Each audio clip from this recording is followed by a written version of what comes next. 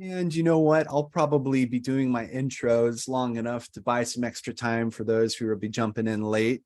We're up to about 30 participants, which is wonderful. Welcome, everybody. Welcome. My name is Paul. I'm hiding in the background right now. I am the Director of Marketing over here at Kuali, and just really excited to have you all join us today for this webinar titled Digital Transformation Across Campus, Success Stories from ASU's Provost Office and Vanderbilt's Registrar's Office. Really looking forward to this one. Joel, if you want to go to the next slide. A few housekeeping items for everyone to be aware of. This session is being recorded. Everybody is on mute. But if you have questions, pop those into chat. I'll be watching those closely and may chime in from time to make sure that your questions get addressed. We have a back channel conversation on Slack as well with Joel and I. So I'll make sure to get to everybody's questions. Let's go to the next slide, Joel. And I'm excited to make our introductions. With us today is Katie Jensen Ord. She's the Director of Curriculum Development at Arizona State University. We also have Annie Lovendahl. She's an IT business analyst doing some pretty incredible things over at Vanderbilt University, and we're super excited to have her here with us as well. And finally, Joel DeLynn, our CEO here at Kuali. So welcome to the three of you. Thank you so much for taking some time today. And Joel, that's it for my housekeeping business. I will hand things off to you. Thanks. Y'all, I'm going to go through just a couple of slides to give an introduction to the company because a lot of people don't know much about us. Kuali, we consider ourselves an amazing software vendor in higher education, and there aren't a lot of those. Much of the software that we are able to buy in higher ed isn't modern, and we're trying to change that. But we have this really, really robust community. About 20 years ago, some higher ed institutions saw that there was a problem with really inefficient systems and very difficult vendor relationships. And so we started the Kuali Foundation. These were a group of universities and colleges that got together to build their own software and had some really great success. And about 10 years ago, we turned that into a company so that we could modernize software development practices, design practices, customer success practices, sales and marketing. But we retained this really great ethos of higher education. So we're built by higher education for higher education. And we're focused on these three things: great user experience, modern software, and a very robust community. I'm going to skip some of these slides. We have a lot of customers, but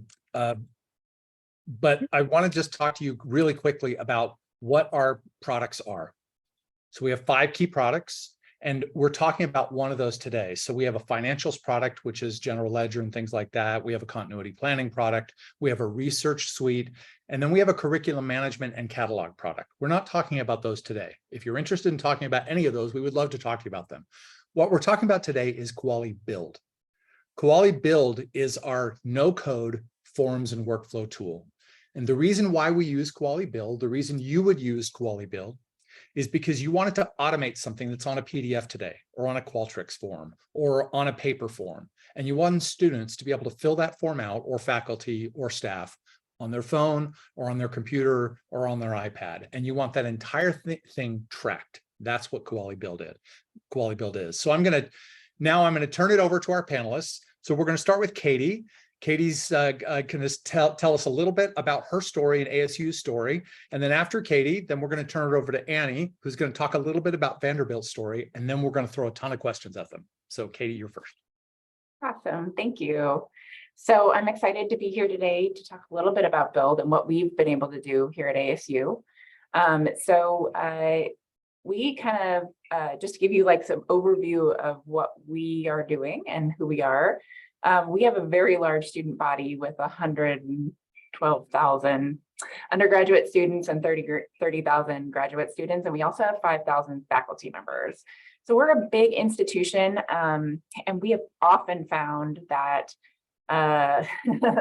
vendor software is just not flexible enough for us.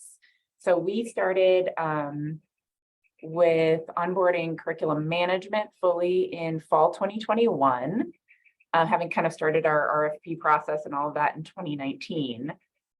We also have and the reason that we onboarded curriculum management is we have 1,200 degrees, concentrations, and certificates, and 13,000 courses. So we have a lot of curriculum that needs to be reviewed, approved, and vetted. So because of our scale and our size, we've always just felt like vendor products always needed to be modified. They always needed our own development resources to hack them and make them work for us. So when we were looking at partners, we were looking at partners that could address these really important institution needs that we had. We needed to be flexible and we needed versatility. So because of our size, we need like large capacity. We need servers that can handle the volume and those kind of things. We need to be able to do things at scale. Our president has asked us that we need to be able to make everything we do scalable. You can't just do it for a small population of students. You need to be able to figure out how to do it for everybody. And that comes over into the curriculum space too. So how are you able to scale up so more people can access the forms and stuff like that? We have many locations, many delivery methods, many different options in how we present curriculum, how we, obviously there's lots of different, student components to that. We're not like a branch campus. We're one central university, and we just have feelers out in the community and all over the United States and the world. So we're complex, and we needed something that could deal with the complexity and not just be something right out of the box. And versatility, things change really fast here. We have leadership that doesn't like to wait on things. How can we pivot? And so in order to really do all those things, curriculum management did great on our programs and courses, but we needed to be able to also do so many other things. So we had big dreams. So we wanted to be able to do a lot. And so at that point, Kuali pointed us to Kuali Build, and we saw the possibilities right away in terms of what we could do with it, because we wanted to be able to have curriculum solutions for the rest of the university too, that could do a lot of different things. And so we wanted to be able to create forms for prefix requests, to set up new prefixes and subjects, to ask for dynamic dating changes, for any kind of changes to, like, I want to change my campus associated with my program or course. I need admissions requirements changes, special curriculum workflows, fees and course fees, program fees that need to go to our regents for approval, study abroad. So areas that intersect with curriculum, but need like complex separate workflows. So like our study abroad process includes health and safety. So how do you build that into a curricular process to make sure that not only are we reviewing what students will learn, but what the conditions are going to be like in a foreign country? So those are just some of our, like, the first things we said, oh, we'd love to be able to do those things. And we were able to use Build to do that. So right now we have, I think, over 25 or 30 forms that we're actively using every day in terms of, processing anything related to how curriculum and the rest of the university interact.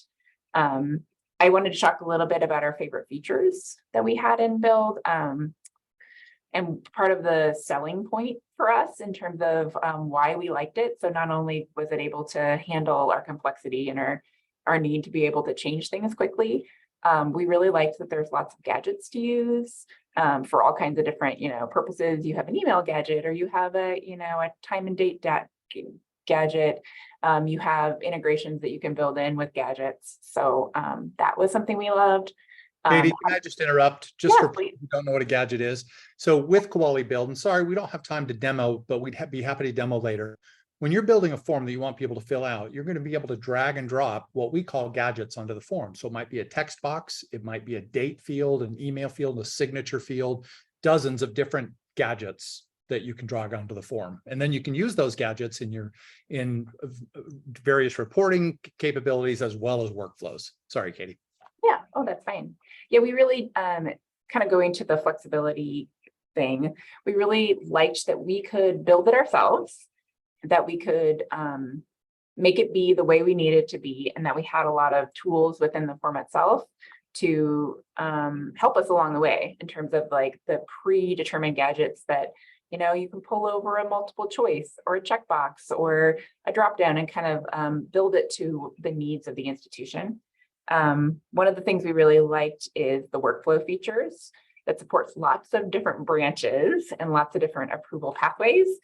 Because, you know, we have a lot of, with that complexity, being able to have the form itself pivot to a different approver or a different group if they answer a question one way or another. So that was something that was really important to us. We appreciated the customized email notifications because, you know, we really like being able to provide that additional information, provide context in our email notifications. I really like that I can hide different sections of the form based on who's seeing it. Like that's important to us. And obviously getting to see the workflow built out. We did start with PDFs and emails. That's what we were coming from. So having a workflow status that shows you who it's with and what's coming up next is huge. And then the workflow testing feature that allows you to test your workflow before you release it to everybody and find out that it's broken. So I love that and being able to feel confident in what you're putting out to a massive amount of people feels really good. So just to give you some ideas of what we've used Build for, so you can kind of think about what you might use it for. Faculty directed study abroad, which I mentioned, in a way to renew an existing like opportunity for study abroad, to like say we want to do it again. We have two different forms for that.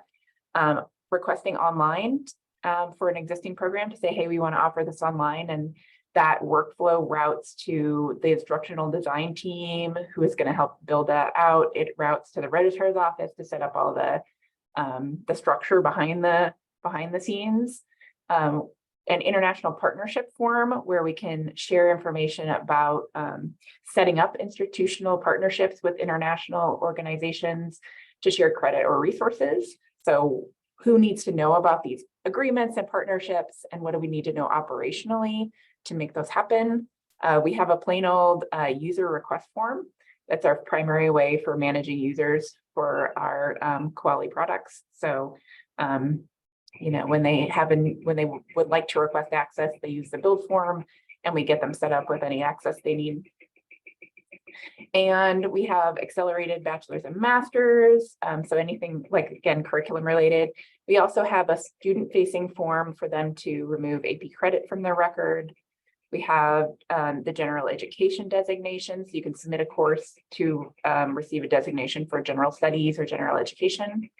Or requesting a new omnibus course, so the registrar's office can administratively create that. So here are just a couple other things that we have and things that we're excited to work on. So more partnerships and more student-facing forms. So that's something that we had to like dip our toe gently into, you know, just to feel really confident in everything. But because we've been using the software for a couple of years now, we're ready to start doing more with integrations and doing more with student-facing information. So that's what I have for you today. I hope that was helpful and gave you some ideas on what you might be able to do. Thank you so much, Katie. Really appreciate it. So I appreciate and have really appreciated your partnership. Annie, so we're going to turn the time over to you. So Annie and Vanderbilt have been using the tool not as long as ASU, but they've done a lot of great stuff as well. So Annie, we're going to turn the time over to you. You can use as much as time as you like, but then I'm going to have a million questions. Sure. So to give you kind of a snapshot of where we were coming from when we first implemented Kuali, we started our agreement in April of 2020, so right at the beginning of the pandemic. And what we had done was gone remote for the remainder of the semester. And we found ourselves in a bind because classes did not stop, which meant that students still needed enrollment changes, but on forms that were existing on paper that they had to ferry between instructors and advisors and department chairs and their home school and the registrar's office. And now all of that had to be digitized in a hurry. We also had an issue where we understood that, Vanderbilt hosts 10 different colleges, and they all have their own unique policies for approval of enrollment change requests. Some of those colleges process those requests on their own. Some of them send them to the registrar for processing. There's a lot of crosstalk, a lot of duplication of work. And then worst of all, these paper documents then have to be scanned to be stored digitally in our enterprise content management platform, Stockfinity, as some of you may be familiar with. It was chaos. So we had to pivot very, very quickly to get these things ready because we were preparing for fall 2020 to be a remote semester as well. What we ended up doing was that we've translated our 3 big success stories to date. So we have our student workflows for independent study requests, course withdrawal, and then our term withdrawal and leave of absence forms. Build gave us the tools necessary to accommodate all of the differences in our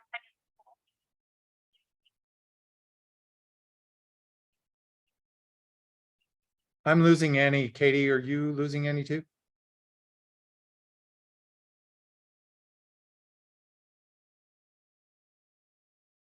Hey, Annie, try changing your mic on and off. It seemed like it faded for a moment and then just kind of trickled away.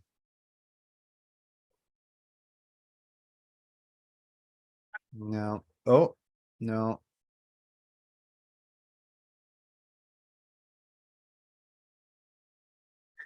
This. Is that better? You did it. Okay. Okay.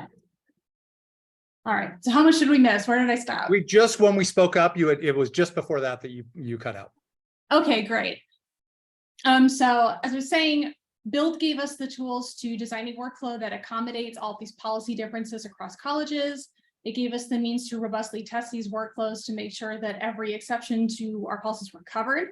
The integration capacity also let us leverage student system information to drive the workflow. So basing things off of class standing and homeschool and department of the course you're requesting and all those sorts of fun things all got to be pulled in automatically so we could drive the workflow with minimal student intervention.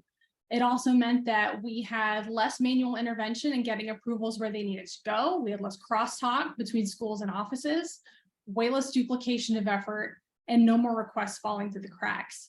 And now all those records that used to be shuffled across all these desks of papers or PDFs or email inboxes, now they are neatly exported upon completion of the workflow with a simple link. They're ready for secure storage, no more file folders.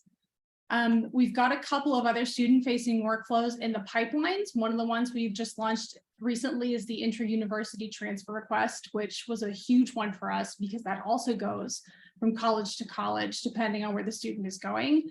And they're also processed one time of year. So they were all getting dumped into this shared email inbox and just kind of simmering for months on end until they were processed. Now we have a neat way to hold that in an action queue until somebody is ready to work on it.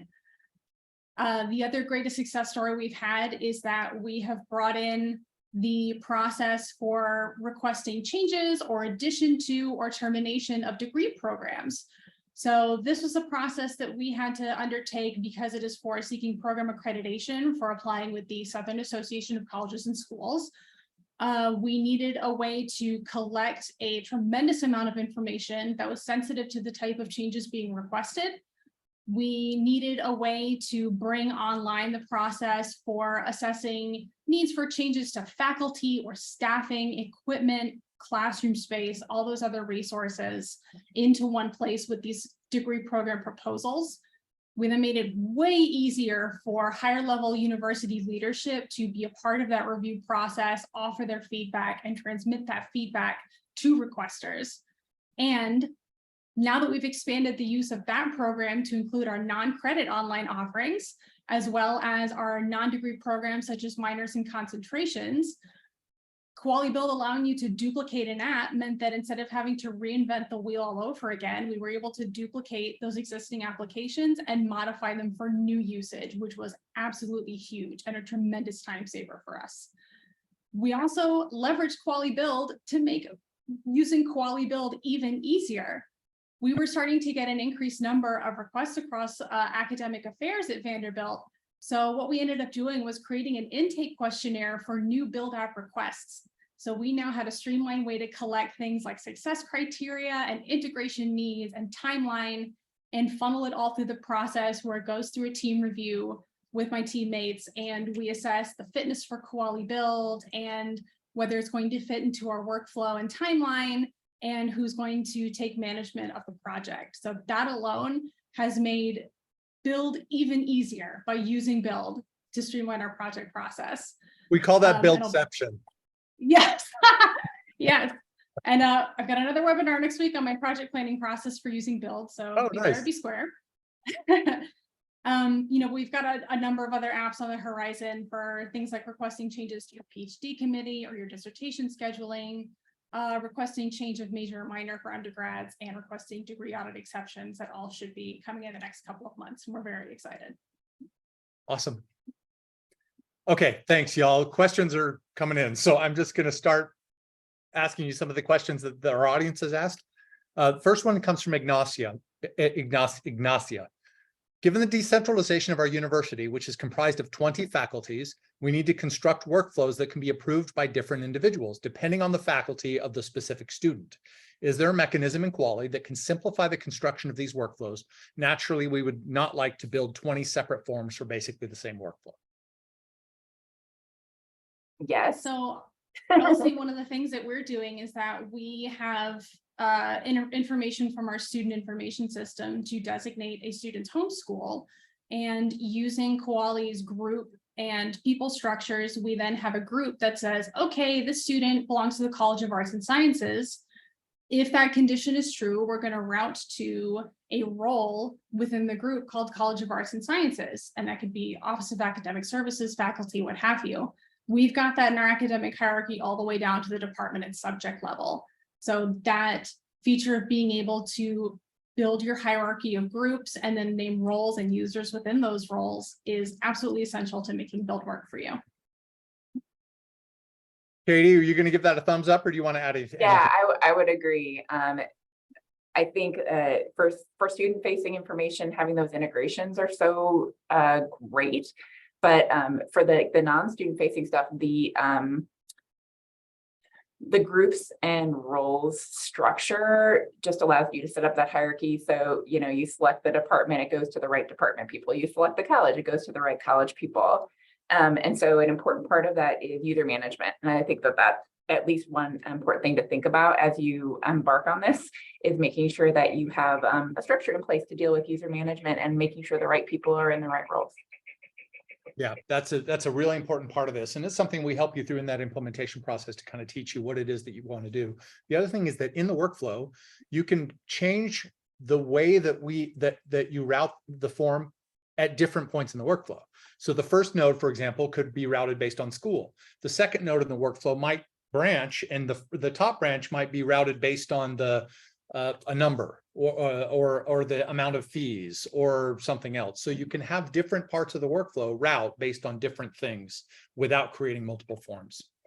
Okay, there's a question from Lori. Lori asks, which student information systems do you connect with? So I can answer that for Kuali, but do you connect with your student information systems today? We do not have a direct integration with our student information system. We leverage data coming out of those. So we're a PeopleSoft school. So a lot of our integrations are based on building views of various information across the SIS programs, plans, things like that, enrollment requests, and bring that into Build through an API call. Thank you, Katie. And we haven't been building them directly into Kuali yet with our PeopleSoft systems. We utilize some of the existing integration component that connects with our curriculum management instance, so we can bring over course information and program information. But we also have worked on projects where we push and pull data from Kuali, and that's been very successful. So we have one of our integration that pushes from Kuali to PeopleSoft, and then we have a vice versa one. So it has that flexibility that you can build that stuff out. Thank you. Creating the integrations is quite simple. The dependency is on the APIs from the place that you're integrating with. So if the student information system you're trying to integrate with has good APIs, which some of them do, then it's quite easy for us to integrate with them. The biggest question is a governance one. when they don't have good APIs, we have a new solution to integrate with products like Colleague or other products that don't really have a good API solution natively, but now we have a way to integrate with those as well. So we have integrations. We have customers that have integrated with PeopleSoft, with Banner, with a variety of different student information systems, as well as Canvas, Blackboard, lots of different solutions. Okay, next one. How much time do you spend? This is from Amy. How much time do you spend maintaining the users? With turnover, it seems like it would be a lot of work to keep users updated. We actually do ours entirely by API. So we have an automatic loader for all active faculty and staff to get brought into Kuali as users. We also have implemented single sign-on with our Kuali Build environment so that students who log into Kuali via SSO for the first time are auto-provisioned a user profile in Kuali. And we deactivate users the same way based on employment status or student status.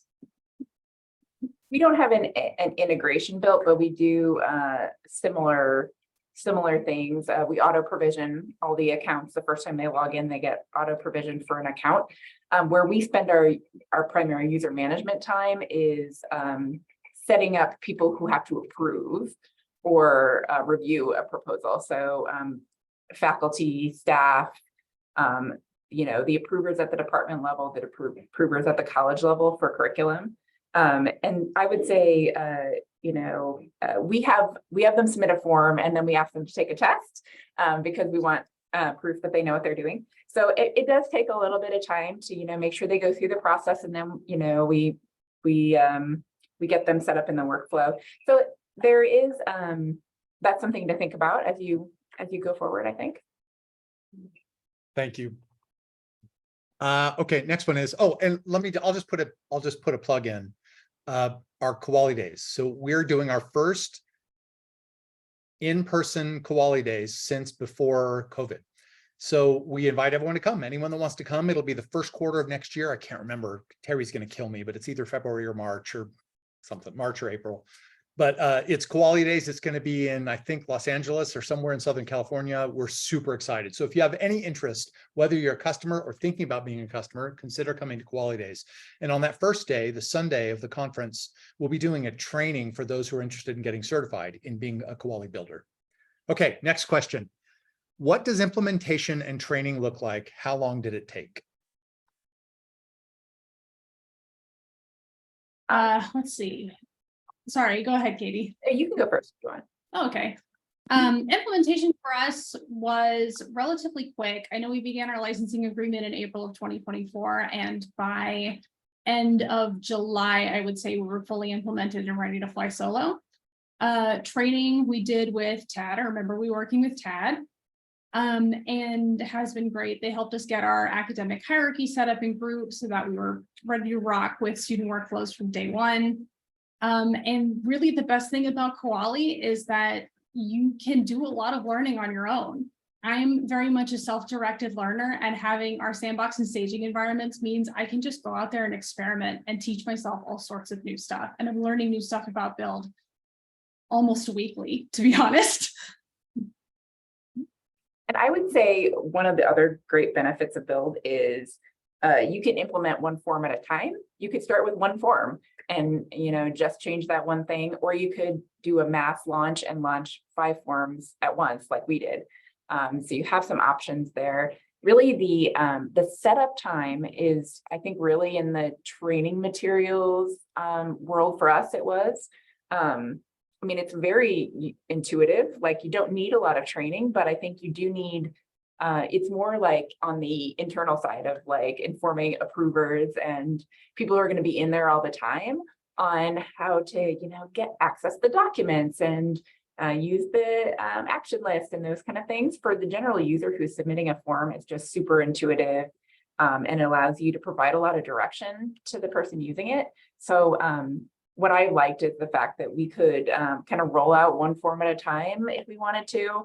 We had a bunch all ready to go because we spent some time like brainstorming all the different things we wanted to do. But it was kind of like up to you, like the degree to which you want to release that stuff. And so we also had the benefit of releasing our curriculum management and build at about the same time too.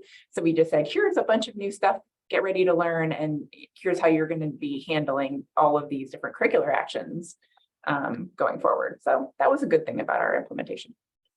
Awesome. I also want to name drop here. Kuali Build has an excellent support team. Shout outs to Vicky and Jessica. Zendesk is a lifeline. Vicky and Jessica have answered even my stupidest questions with great detail and patience. So It's true. if you ever run into a roadblock, they will see you out of it, I promise. Yeah, they're fantastic. Pauline is fantastic. Vicky made this for me for Christmas. I love it. And she knits. And she knits. Crochet, actually. Oh, yeah. Yeah, thank you. Okay, so there's a question from Katina. Can an approved result in updating data in the student system, such as PeopleSoft, for example, if a form approves a grade change, then can a form be created to change the data in PeopleSoft? So what we've done with that is we created a MuleSoft integration that our developers worked on to speak between the two systems so that we could push data to PeopleSoft or vice versa. So the approval of the form was our trigger.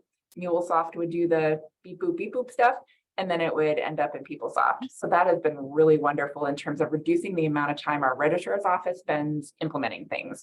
Because once we approve something in the form, they were like hand doing copying and pasting out of PDF documents. Well, now we have this integration set up, so we just push the approve button and all of that gets pushed over. So would very much recommend going that route. It takes a lot of testing, it takes a lot of development time, but once you have it, it's wonderful. Yeah, we're actually working on our first dynamic integration to take information out of a workflow and push it through to PeopleSoft with a financial aid automation process. There's a new feature that we have that in the workflow itself, you can have an integration. So you don't have to actually create another form to do the integration. So you can create the form, people can put some data in, it goes down the workflow, maybe people put more data in, maybe it goes out and gets some data from an integration. That's all happening with the same form as that form travels through the workflow. At some point, once, and you get to define this, once the appropriate people have approved it, the data then can automatically be pushed into anything with a RESTful API.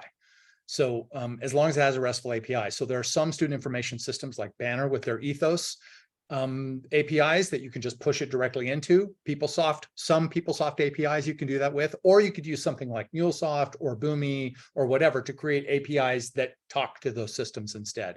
And we have customers that are doing both. Okay, next one. Okay, that is the same question. All right, so next question is, have you heard, what reactions have you heard from your end users? How has Kuali Build been received on campus? I will say we have received quite an enthusiastic reception, especially among our offices of academic services for those student-facing workflows I talked about earlier.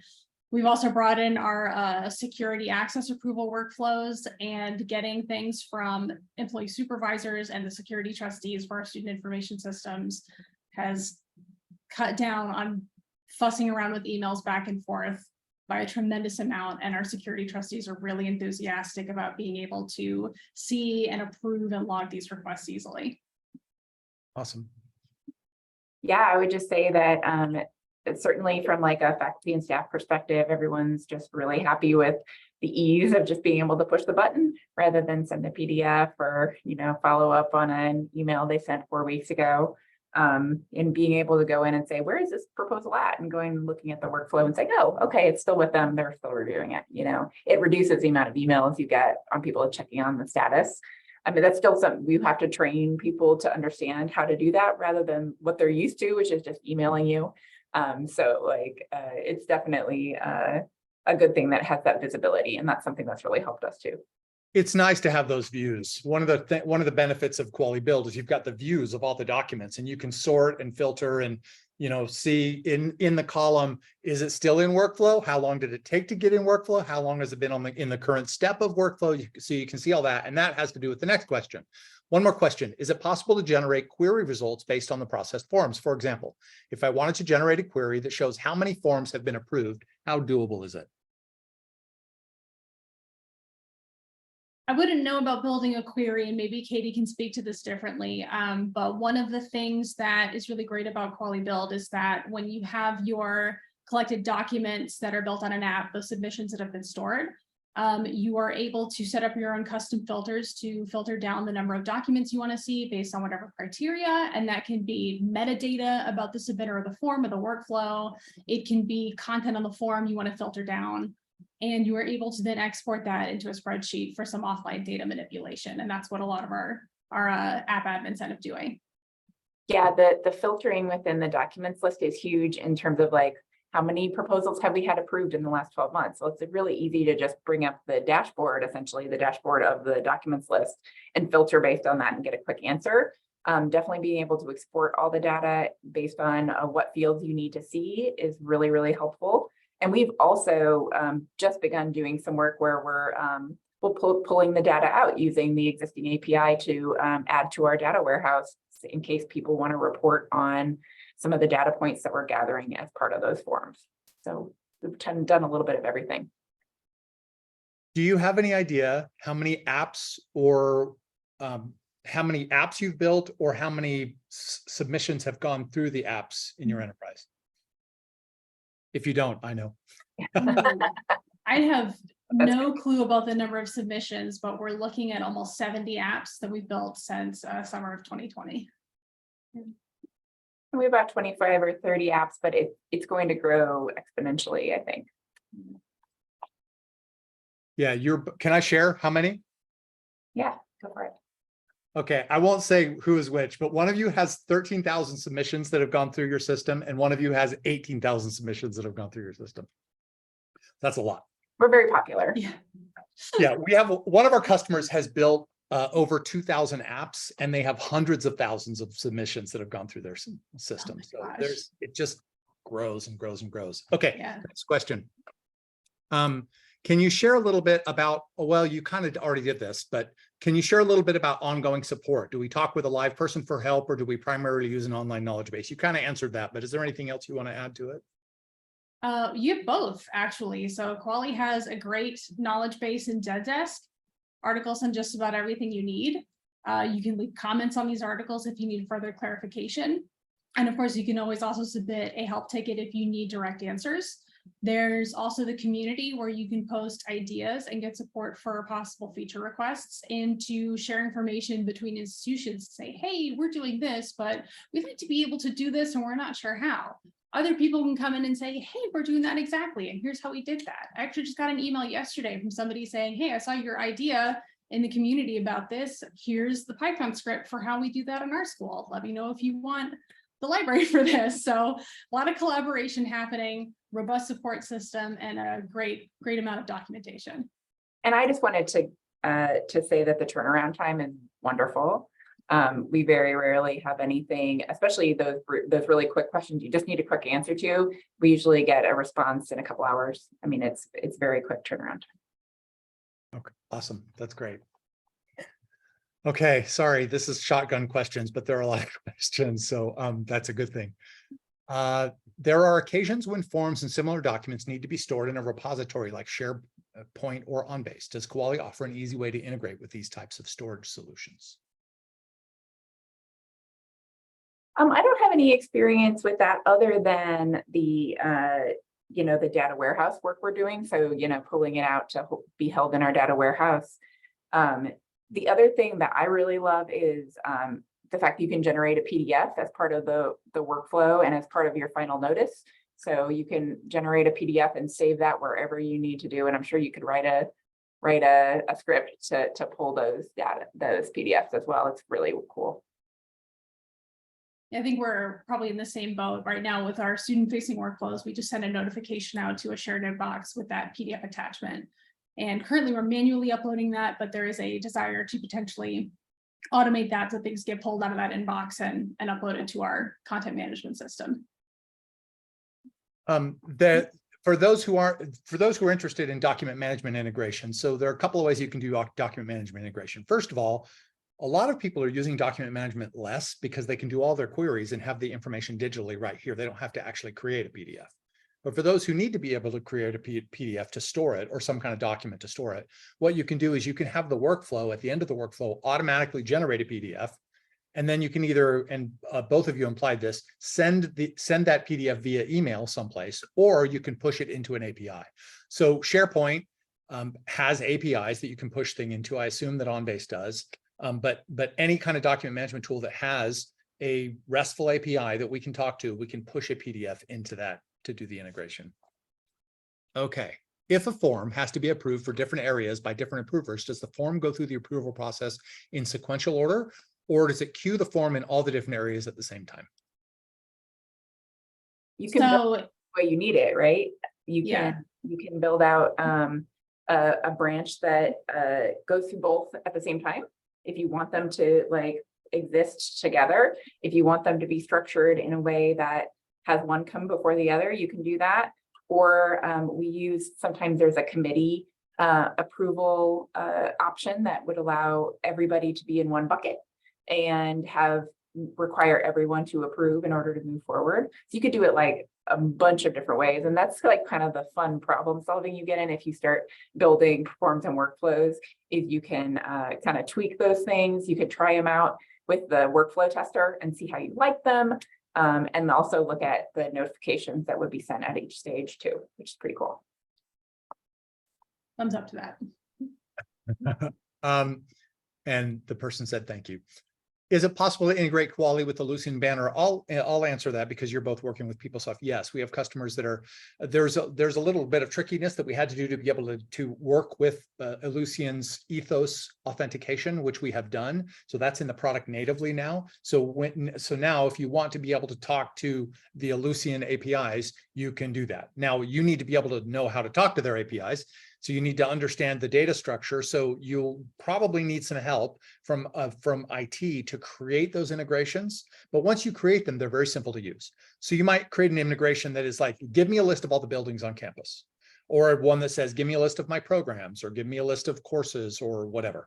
And once you create that integration, then your form designers can use that integration via a gadget on their forms. Okay.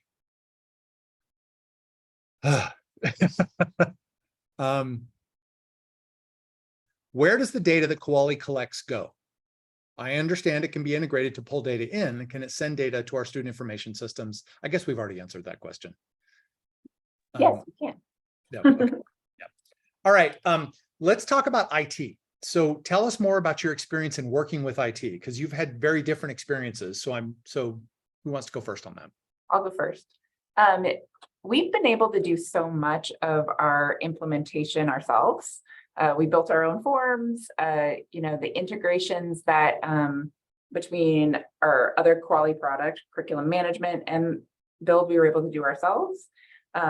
We've had our business analyst over in our graduate college was able to build out a couple different integrations utilizing the existing APIs, but we really haven't had to rely too much on our IT team in order to build that out. We have relied on them for our complex integrations where we wanted to push things to PeopleSoft or receive them back. We've had to anything intermediary, but we haven't really had to engage too much with our technology team, which has been a great benefit to us, and it means we could work a little bit faster. We've had pretty much the opposite experience. So almost all of our integrations are built on pulling information out of PeopleSoft and a new one in development for pushing information in. So my team is not a true IT department. So we work with a academic development team in our IT who have been absolutely essential in helping us to develop our various endpoints so that we can pull out that information and bring it into Kuali and vice versa. So without our IT department, without our partners in ADI, as we call them, we would truly be lost. That's good to hear. And what we see with customers is there is always a point where IT gets very engaged. So what ends up happening is sometimes the department will say, I just want to start doing this. And IT is like, okay, you're not going to maybe do a lot of integrations because we're super busy, or you might do some simple integrations, but we want you to be able to do stuff. So the department will get it and they'll start building things. And then they'll get excited about it and they'll want to do more and more sophisticated integrations. And then at some point, IT will get more involved and they'll start creating more and more integrations for the department to use. And then it kind of other departments start using it and that kind of thing. So Kuali Build is the kind of thing where if your IT team doesn't have a lot of time to help you with integrations, you can still get value out of it. You can do a lot of these integrations by yourself. And then if you want to do a bigger thing with a lot more integrations and a lot more sophistication, you can do that as well. And I think that was part of our mentality going in was, let's start with the forms, let's start with the process and replacing our emails. And then over time, we'll build out that additional functionality so we could get value right away and get a really good knowledge of the product first. Awesome. That was basically the same as our implementation was get started with the forms and the workflows ASAP and let the data wizardry happen later. What does your campus look like without Build? What is life like for you without Build in retrospect? I shudder to think if we were still doing these student enrollment change requests by paper, it just was not going to be sustainable in the 21st century. It was already not working that great in 2020 before we went remote for the COVID pandemic. When I think about what my job was processing security requests before we put them into Kuali and had them on PDF, I will never go back. I cannot go back. That's awesome. And I would say that one of the kind of like surprising features of it is like you're able to include more people in like your approval routing and your, hey, I want to notify you that this is happening. And so we've been able to re-envision a lot of our like processes and approval things, because when it was an email, it was hard to track. Like, hey, I just want to let you know that this is happening, or I want you to approve this, but you're not part of the regular like approval process because we can't add any more people to this email. Because that would be ridiculous. But with, you know, the flexibility of the workflows to say, go this direction if they answer this way, we're able to just include a lot more voices, make sure more people are notified, and just loop more people in. And so I think that our processes have been improved and our communication with our huge university has been really improved by having that change the way we do things. Awesome. Yeah, well, I will say there's, sorry, I was going to say there's really no business process we brought into Kuali that was really a parallel move for us. Everything has been a tremendous improvement on the quality of life for the people involved. Awesome. Okay, I'm going to show you just really quickly. Are not going to be able to answer the rest of the questions, but I'm just going to give you a little teaser of what Kuali Build looks like. So I'm not going to spend more than a minute on this, but these are called apps. So each of these little colored icons is a form and a workflow coupled together. And those apps can all talk to each other. So you can take data from one and put it into the other, back and forth. You also have the ability to create spaces. So if you want one department to have their own space, they have the ability to have their own space where they can create their own apps, and all of your rights management and so forth happen within that individual space. You also have a favorites. I'm not going to go into the actual forms. Well, I'll go in real quick. This is an example of a list view. This is where the filtering happens and the grouping happens and the sorting happens, where you can see the documents that have gone through this form. This is the form where you're designing the form and you're dragging and dropping these gadgets over here and adding them to the form. And you can create super simple forms or very, very sophisticated forms. And then the workflow is here. So you have the ability to drag and drop steps of the workflow here, and they can branch and branch within branch and things like that. That is all I've got time to show you. So if you're interested in more of a demo, I invite you to contact us. You've got our contact information. We would love to show you more of the product. And Katie and Annie, I'm so grateful. This was fantastic. So thanks so much for being such great partners with us, but also for taking time out of your day to share what you've experienced with others in the higher ed community. Yeah, it was my pleasure. Always happy to talk about Build. Awesome. Yeah. And next time, Katie, you've got your guitar on the thing and your guitar right here. Next time you'll play a little guitar for us? Of course. Okay, good. Awesome. Thanks, y'all. Really appreciate it. Great, thank you. Bye.